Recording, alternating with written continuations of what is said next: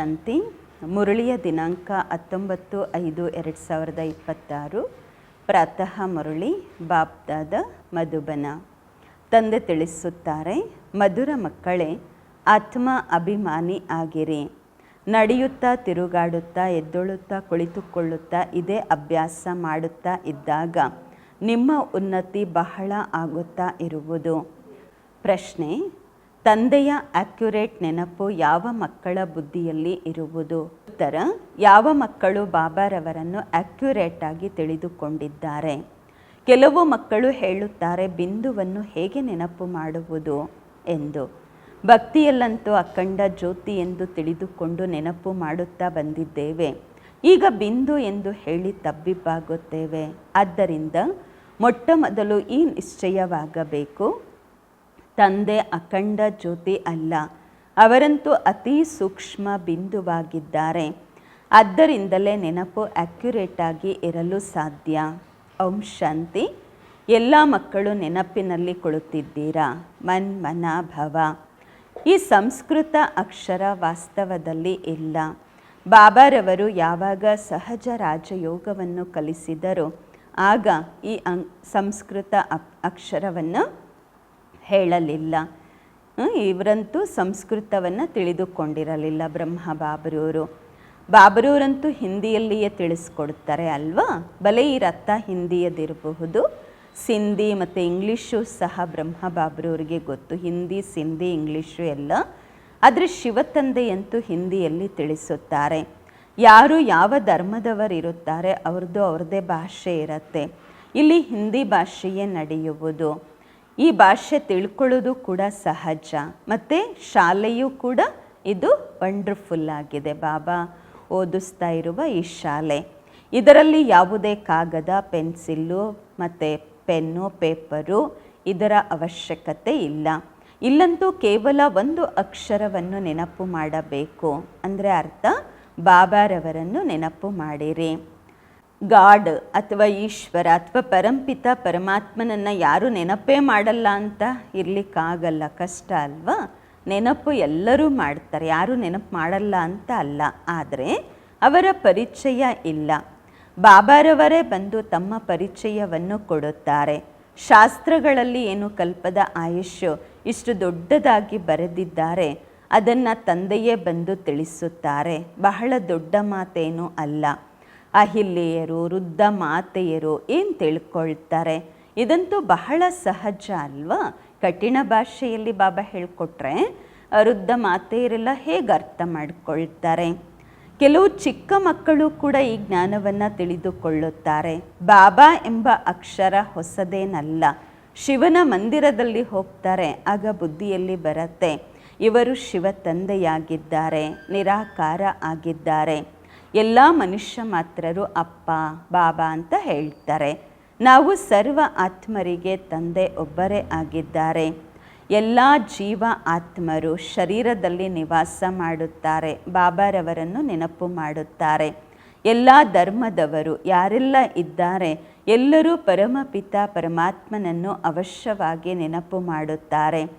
ಅವರು ಪರಮಧಾಮದಲ್ಲಿ ಇರುವಂತಹ ತಂದೆಯಾಗಿದ್ದಾರೆ. ನಾವು ಸಹ ಅಲ್ಲಿನ ನಿವಾಸಿಗಳಾಗಿದ್ದೇವೆ. ಈಗ ಕೇವಲ ತಂದೆಯನ್ನು ನೆನಪು ಮಾಡಬೇಕು. ಎಲ್ಲರೂ ಬಯಸ್ತಾರೆ ನಾವು ಪಾವನರಾಗಬೇಕೆಂದು, ಕರೆಯುತ್ತಾರೆ, ಏ ಪತಿತರನ್ನು ಪಾವನ ಮಾಡುವಂತಹ ತಂದೆಯೇ ಬನ್ನಿ ಎಂದು. ಹೊಸ ಪ್ರಪಂಚ ಪಾವನವಾಗಿತ್ತು, ಈಗ ಹಳೆಯದಾಗಿದೆ.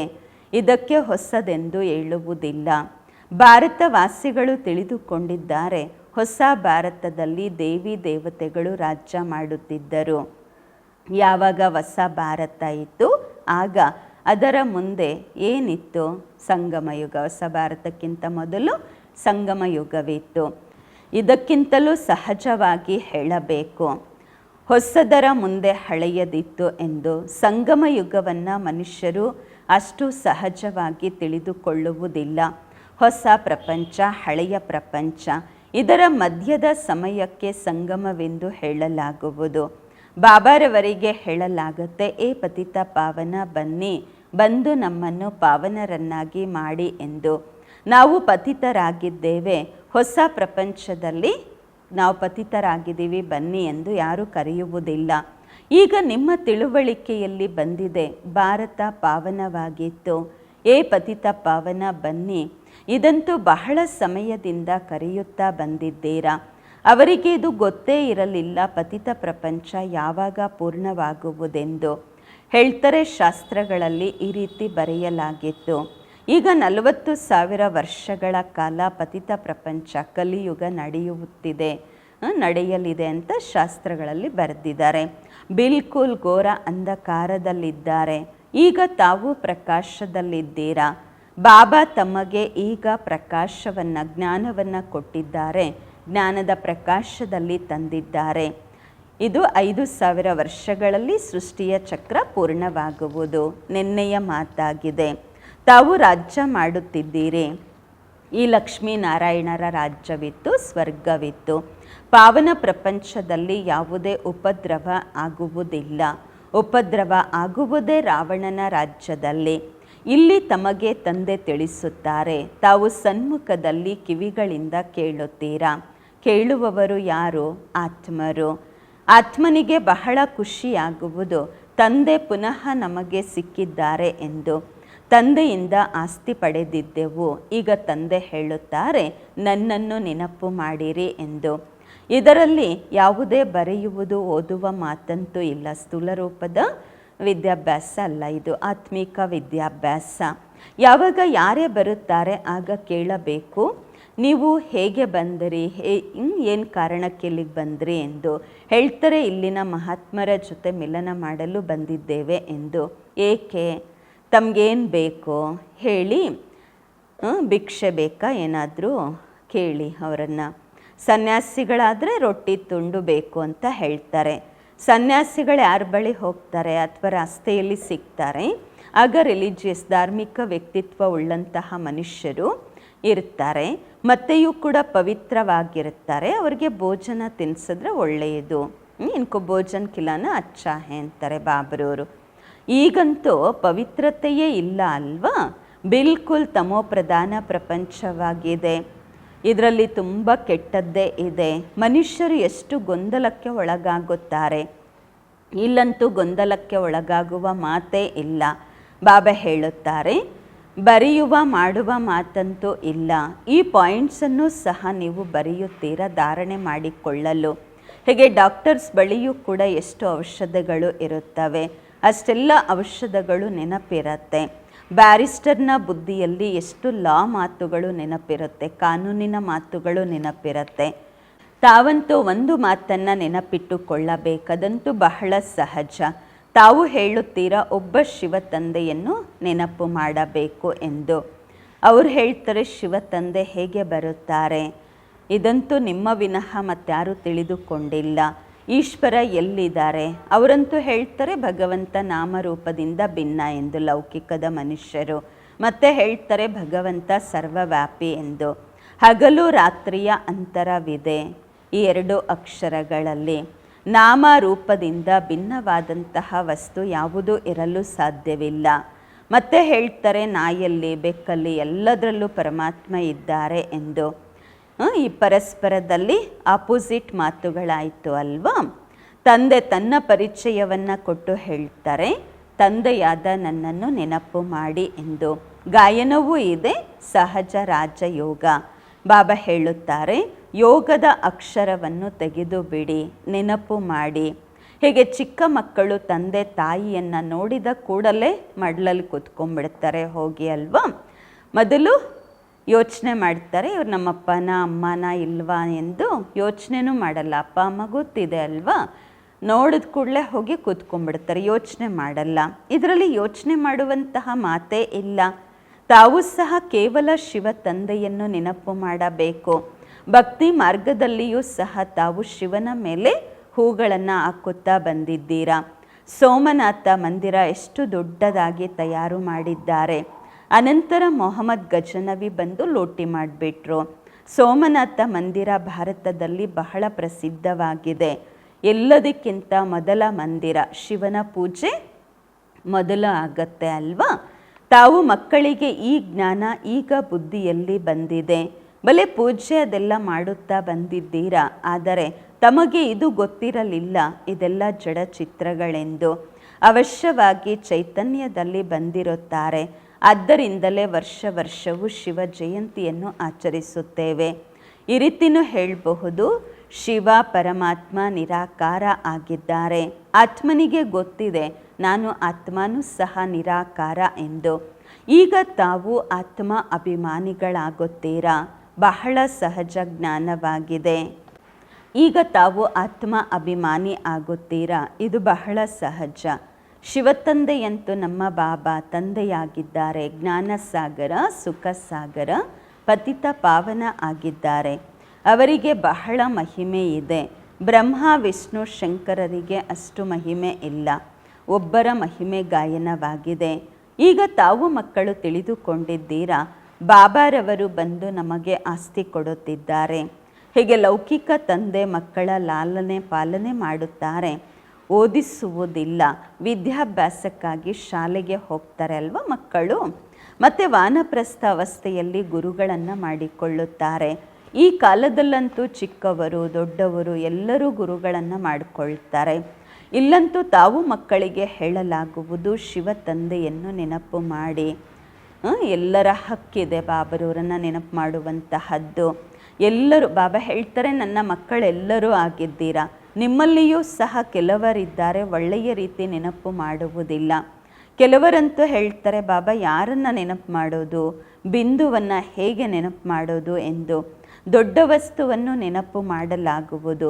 ಸರಿ, ಪರಮಾತ್ಮ ಯಾರನ್ನು ತಾವು ನೆನಪು ಮಾಡುತ್ತೀರಾ, ಅವ್ರು ಯಾರಾಗಿದ್ದಾರೆ ಹೇಳಿಬಿಡ್ತಾರೆ, ಅಖಂಡ ಜ್ಯೋತಿ ಸ್ವರೂಪ ಎಂದು. ಆದರೆ ಆ ರೀತಿ ಇಲ್ಲ. ಅಖಂಡ ಜ್ಯೋತಿಯನ್ನು ನೆನಪು ಮಾಡುವುದು ತಪ್ಪಾಗತ್ತೆ ಅಲ್ವಾ. ನೆನಪಂತೂ ಆ್ಯಕ್ಯುರೇಟಾಗಿ ಇರಬೇಕು. ಮೊದಲು ಆ್ಯಕ್ಯುರೇಟಾಗಿ ಪರಮಾತ್ಮನನ್ನು ತಿಳಿದುಕೊಳ್ಳಬೇಕು. ತಂದೆಯೇ ಬಂದು ತನ್ನ ಪರಿಚಯವನ್ನು ಕೊಡುತ್ತಾರೆ. ಅನಂತರ ಮಕ್ಕಳಿಗೆ ಪೂರ್ತಿ ಸೃಷ್ಟಿಯ ಆದಿ ಮಧ್ಯ ಅಂತ್ಯದ ಸಮಾಚಾರವನ್ನು ತಿಳಿಸುತ್ತಾರೆ. ಡೀಟೇಲ್ ಆಗು ತಿಳಿಸ್ತಾರೆ, ಹೋಲ್ಸೇಲ್ ಆಗು ತಿಳಿಸ್ತಾರೆ. ಈಗ ತಂದೆ ಹೇಳುತ್ತಾರೆ, ಮಕ್ಕಳೇ ತಾವು ಪಾವನರಾಗಬೇಕು ಅಂದಾಗ ಅದಕ್ಕಾಗಿ ಒಂದೇ ಉಪಾಯವಾಗಿದೆ, ನನ್ನನ್ನು ನೆನಪು ಮಾಡಿ. ನನಗೆ ನೀವು ಪತಿತ ಪಾವನ ಎಂದು ಹೇಳುತ್ತೀರಾ. ಆತ್ಮನನ್ನು ಪಾವನ ಮಾಡಿಕೊಳ್ಳಬೇಕು. ಆತ್ಮವೇ ಹೇಳುತ್ತೆ, ನಾನು ಪತಿತ ಆಗಿದ್ದೇನೆ, ನಾನು ಪಾವನವಾಗಿದ್ದೆ, ಈಗ ಪತಿತ ಆಗಿದ್ದೇನೆ ಎಂದು. ಎಲ್ಲರೂ ತಮೋ ಪ್ರಧಾನರಾಗಿದ್ದಾರೆ. ಪ್ರತಿಯೊಂದು ವಸ್ತು ಮೊದಲು ಸತೋ ಪ್ರಧಾನವಾಗಿರುವುದು, ಅನಂತರ ತಮೋ ಪ್ರಧಾನವಾಗುವುದು. ಆತ್ಮ ಸ್ವಯಂ ಹೇಳುತ್ತೆ, ನಾನು ಪತಿತ ಆಗಿದ್ದೇನೆ, ನನ್ನನ್ನು ತಂದೆಯೇ ಪಾವನ ಮಾಡಿ. ಶಾಂತಿಧಾಮದಲ್ಲಿ ಪತಿತರಿರುವುದಿಲ್ಲ. ಇಲ್ಲಿ ಪತಿತರಿದ್ದಾರೆ ಅಂದಾಗ ದುಃಖಿಗಳಾಗಿದ್ದಾರೆ. ಯಾವಾಗ ಪಾವನರಾಗಿದ್ದೀರ ಆಗ ಸುಖಿಗಳಾಗಿದ್ರಿ. ಈಗ ಆತ್ಮವೇ ಹೇಳುತ್ತೆ, ನಮ್ಮನ್ನು ಪಾವನ ಮಾಡಿ ಅಂದಾಗ ನಾವು ದುಃಖದಿಂದ ಮುಕ್ತರಾಗುತ್ತೇವೆ. ತಾವು ತಿಳಿದುಕೊಂಡಿದ್ದೀರಾ, ಆತ್ಮವೇ ಎಲ್ಲವನ್ನೂ ಮಾಡುತ್ತದೆ. ಆತ್ಮವೇ ನ್ಯಾಯಾಧೀಶ, ವಕೀಲ ಎಲ್ಲ ಆಗುವುದು. ಆತ್ಮವೇ ಹೇಳುತ್ತೆ, ನಾನು ರಾಜ ಆಗಿದ್ದೇನೆ, ನಾನು ಇದಾಗಿದ್ದೇನೆ ಅದಾಗಿದ್ದೇನೆ ಎಂದು. ಈಗ ಈ ಶರೀರ ಬಿಟ್ಟು ಮತ್ತೊಂದನ್ನು ಪಡೆದುಕೊಳ್ಳಬೇಕು. ಇದಕ್ಕೆ ಹೇಳಲಾಗುವುದು ಆತ್ಮ ಅಭಿಮಾನಿ. ದೇಹ ಇದ್ದರೂ ಆತ್ಮ ಅಭಿಮಾನಿ ಆಗಬೇಕು. ರಾವಣ ರಾಜ್ಯದಲ್ಲಿ ಎಲ್ಲರೂ ದೇಹಾಭಿಮಾನಿಗಳಾಗಿದ್ದಾರೆ. ಆತ್ಮ ಅಭಿಮಾನಿಯನ್ನಾಗಿ ಈಗಲೇ ತಂದೆ ಮಾಡುತ್ತಿದ್ದಾರೆ. ಈ ಸಮಯದಲ್ಲಿ ಆತ್ಮ ಪತಿತ ದುಃಖಿಯಾಗಿದೆ ಅಂದಾಗ ಆತ್ಮ ಕರೆಯುತ್ತೆ, ಏ ಬಾಬಾ ಬನ್ನಿ ಎಂದು. ಇದನ್ನು ತಾವು ತಿಳಿದುಕೊಂಡಿದ್ದೀರಾ. ಡ್ರಾಮಾ ಪ್ಲಾನ್ ಅನುಸಾರವಾಗಿ ಪತಿತರಿಂದ ಪಾವನರು, ಪಾವನರಿಂದ ಪತಿತರಾಗುತ್ತಾ ಬಂದಿದ್ದೀರಾ. ಚಕ್ರ ಸುತ್ತುತ್ತಲೇ ಇರುವುದು ಈಗ ನಿಮ್ಮ ಬುದ್ಧಿಯಲ್ಲಿ ಕುಳಿತುಕೊಂಡಿದೆ. ನಮ್ಮದು 84 ಜನ್ಮ ಪೂರ್ತಿಯಾಗಿದೆ. ಹೇಗೆ ಪೂರ್ತಿಯಾಯಿತು ಇದು ಈಗ ತಿಳಿದುಕೊಂಡಿದ್ದೀರಾ. ಈಗ ಈ ಮಾತುಗಳನ್ನು ಮರೆಯಬೇಡಿ. ಸ್ವದರ್ಶನ ಚಕ್ರಧಾರಿಗಳಾಗಿ ಇರಿ. ಎದ್ದೊಳುತ್ತಾ, ಕುಳಿತುಕೊಳ್ಳುತ್ತಾ, ನಡೆಯುತ್ತಾ, ತಿರುಗಾಡುತ್ತಾ ಬುದ್ಧಿಯಲ್ಲಿ ಪೂರ್ತಿ ಜ್ಞಾನವಿರಬೇಕು. ತಾವು ತಿಳಿದುಕೊಂಡಿದ್ದೀರಾ, ಬೇಹದ್ದಿನ ತಂದೆಯಿಂದ ನಾವು ಬೇಹದ್ದಿನ ಆಸ್ತಿಯನ್ನು ಪಡೆಯುತ್ತಿದ್ದೇವೆ. ತಂದೆ ಮಕ್ಕಳಿಗೆ ತಿಳಿಸುತ್ತಾರೆ, ಒಬ್ಬ ತಂದೆಯನ್ನೇ ತಾವು ನೆನಪು ಮಾಡಬೇಕು, ತಂದೆಯನ್ನು ನೆನಪು ಮಾಡಬೇಕು, ರೊಟ್ಟಿ ತುಂಡನ್ನು ತಿನ್ನಬೇಕು ಅಂತಾರೆ ಬಾಬಾ. ಅಷ್ಟೇ, ಜಾಸ್ತಿ ಲಾಲಚ್ಚಿರಬಾರ್ದು. ಶರೀರಕ್ಕೆ ಏನು ಬೇಕೋ ಅದು ಸಿಗತ್ತೆ, ಬಾಬಾ ನೆನಪು ಮಾಡಿ ರೊಟ್ಟಿ ತುಂಡು ತಿನ್ನಿ ಅಂತಾರೆ ಬಾಬಾ. ಬಾಬಾ ಹೇಳ್ತಾರೆ, ಮಧುರಾತಿ ಮಧುರ ಅಗಲಿ ಹೋಗಿ ಮರಳಿ ಸಿಕ್ಕಿರುವ ಮಕ್ಕಳಿಗೆ ಬಾಬಾರವರು ಗಳಿಗೆ ಗಳಿಗೆಗೂ ಹೇಳುತ್ತಾರೆ, ಮಕ್ಕಳೇ, ಹೊಟ್ಟೆಗಾಗಿ ಕೇವಲ 2 ರೊಟ್ಟಿ ತುಂಡುಗಳನ್ನು ತಿನ್ನಿ.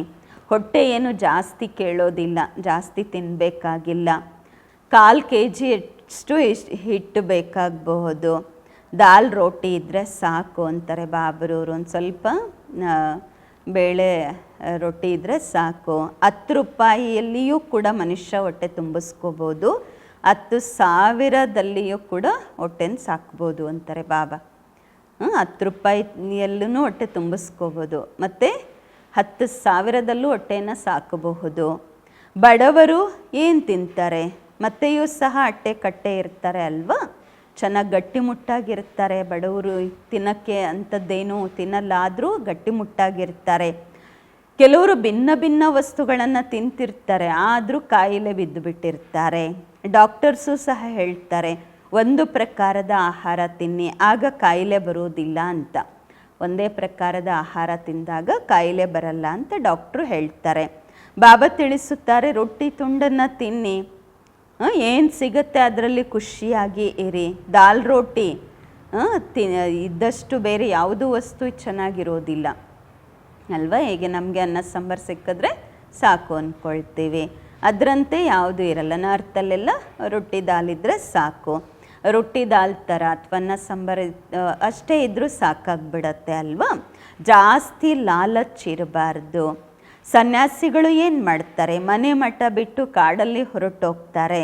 ತತ್ವಗಳಿಗೆ ಪರಮಾತ್ಮ ಎಂದು ತಿಳಿದು ನೆನಪು ಮಾಡುತ್ತಾರೆ, ತಿಳ್ಕೊಳ್ತಾರೆ ಬ್ರಹ್ಮ ತತ್ವದಲ್ಲಿ ಲೀನವಾಗುತ್ತೇವೆ ಎಂದು. ಆದರೆ ಆ ರೀತಿಯಂತೂ ಅಲ್ಲ. ಆತ್ಮವಂತೂ ಅಮರವಾಗಿದೆ, ಲೀನವಾಗುವಂತಹ ಮಾತೇ ಇಲ್ಲ. ಬಾಕಿ ಆತ್ಮ ಪವಿತ್ರ ಅಪವಿತ್ರ ಆಗತ್ತೆ. ತಮಗೆ ಎಷ್ಟು ಒಳ್ಳೆಯ ಜ್ಞಾನ ಸಿಕ್ಕಿದೆ, ತಾವೇ ಪ್ರಾರಬ್ಧವನ್ನು ಭೋಗಿಸುತ್ತೀರಾ ಮತ್ತು ಈ ಜ್ಞಾನವನ್ನು ಮರೆಯುತ್ತೀರಾ. ನಂತರ ಮೆಟ್ಟಿಲು ಇಳಿಯುತ್ತಾ ಬರುತ್ತೀರಾ. ಈಗ ನಿಮ್ಮ ಬುದ್ಧಿಯಲ್ಲಿ ಪೂರ್ತಿ ಜ್ಞಾನ ಕೊಳುತ್ತಿದೆ. ನಾವು 84 ಜನ್ಮ ಹೇಗೆ ಭೋಗಿಸುವುದು? ಈ ಪಾತ್ರ ಎಂದಿಗೂ ಯಾರ್ದು ಬಂದಾಗುವುದಿಲ್ಲ. ಇದು ಮಾಡಲ್ಪಟ್ಟ ಡ್ರಾಮಾ ಆಗಿದೆ. ಇದು ಸುತ್ತುತ್ತಲೇ ಇರುವುದು. ಈ ರೀತಿ ಹೇಳಲಿಕ್ಕಾಗಲ್ಲ ಭಗವಂತ ಯಾವಾಗ, ಹೇಗೆ, ಎಲ್ಲಿ ಕುಳಿತು ತಯಾರು ಮಾಡಿದ್ರಿ ಇದನ್ನು ಎಂದು. ಇಲ್ಲ, ಇದಂತೂ ನಡೀತಾ ಇರತ್ತೆ. ವಿಶ್ವದ ಭೂಗೋಳ ಚರಿತ್ರೆ ಪುನರಾವರ್ತನೆ ಆಗುತ್ತಲೇ ಇರುವುದು. ಈ ಮಾತುಗಳನ್ನು ಯಾರೂ ತಿಳಿದುಕೊಂಡಿಲ್ಲ. ತಾವು ತಿಳಿದುಕೊಂಡಿದ್ದೀರಾ. ನಾವು ಡ್ರಾಮಾ ಪ್ಲ್ಯಾನ್ ಅನುಸಾರವಾಗಿ ಬಂದಿದ್ದೇವೆ. ಈಗ ಪುನಃ ಡ್ರಾಮಾ ಪ್ಲ್ಯಾನ್ ಅನುಸಾರವಾಗಿ ರಾಜ್ಯವನ್ನು ಪಡೆಯುತ್ತಿದ್ದೇವೆ. ಈ ಮಾತುಗಳು ಯಾರೂ ತಿಳಿದುಕೊಂಡಿಲ್ಲ. ಕೇಳಲಾಗತ್ತೆ, ಡ್ರಾಮಾ ಸರ್ವಶಕ್ತಿವಂತನ, ಈಶ್ವರ ಸರ್ವಶಕ್ತಿವಂತನ? ಹೇಳ್ತಾರೆ ಈಶ್ವರ ಅಂತೂ ಸರ್ವಶಕ್ತಿವಂತ ಎಂದು, ಭಗವಂತ ಸರ್ವಶಕ್ತಿವಂತ ಎಂದು ತಿಳ್ಕೊಳ್ತಾರೆ. ಎಲ್ಲವನ್ನು ಅವರೇ ಮಾಡಬಹುದು ಎಂದು. ಬಾಬಾ ಹೇಳ್ತಾರೆ, ನಾನು ಕೂಡ ಡ್ರಾಮಾದ ಬಂಧನದಲ್ಲಿ ಬಂಧಿತನಾಗಿದ್ದೇನೆ. ಪತಿತರನ್ನು ಪಾವನರನ್ನಾಗಿ ಮಾಡಲು ನಾನು ಬರುತ್ತೇನೆ. ತಾವು ಸತ್ಯಯುಗದಲ್ಲಿ ಸುಖಿಗಳಾಗುತ್ತೀರಾ.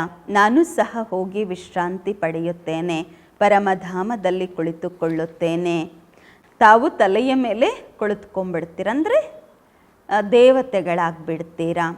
ತಮ್ಮದು ಸಿಂಹದ ಮೇಲೆ ಸವಾರಿ ಅಲ್ವಾ. ತಾವು ತಿಳಿದುಕೊಂಡಿದ್ದೀರಾ, ಸೆಕೆಂಡ್ ಬೈ ಸೆಕೆಂಡ್ ಏನು ನಡೆಯುತ್ತೆ ಅದು ಡ್ರಾಮಾದಲ್ಲಿ ನಿಗದಿಯಾಗಿದೆ. ತಾವು ಮಕ್ಕಳಿಗೆ ಎಷ್ಟು ಒಳ್ಳೆಯ ಜ್ಞಾನ ಸಿಕ್ಕಿದೆ. ಈಗ ಕೇವಲ ತಂದೆ ಮತ್ತು ಆಸ್ತಿಯನ್ನು ನೆನಪು ಮಾಡಿ ಅಷ್ಟೇ.